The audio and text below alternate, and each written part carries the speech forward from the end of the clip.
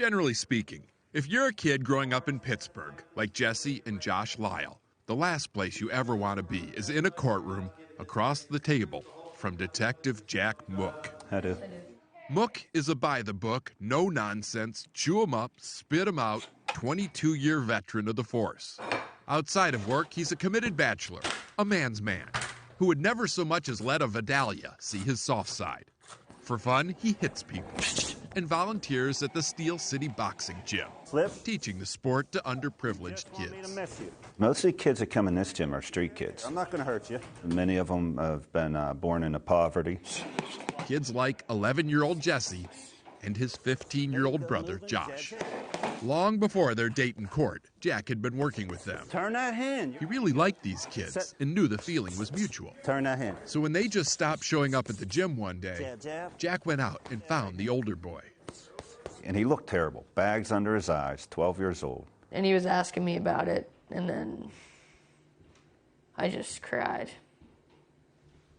What Jack didn't know, what no one knew till that moment, was just how bad these kids had it.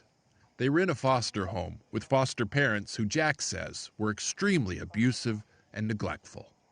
They have had it as worse as any other kid that's ever lived in the city of Pittsburgh, living conditions-wise. Really? And that just, I had enough of it. So Jack Mook took matters into his own hands, cashed in some favors, and got the kids placed in a new home. You want something else to eat? His. I eat a sandwich. I slept the best I ever did that night. Jack has been their foster parent for almost 2 years now. And for this tough guy detective, it's still quite a transition. He says the homework alone is brutal. I'm relearning prepositions and declarative statements, and this is right up your alley. I have no idea what this kid's talking about. Don't you got a dictionary thing on there? And homework is just the beginning of this bachelor's rebranding. I'm in here trying to learn my culinary skills, brother. But I get the sense that you're really loving this. Yeah, yes. It's awesome. It's the best thing I ever did in my life. At least it was the best thing. That's it.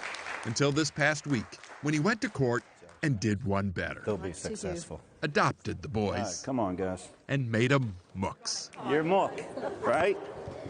You happy? Good. Now you're going to go home and cut my grass. Safe to say the thought of chores has never been more welcome.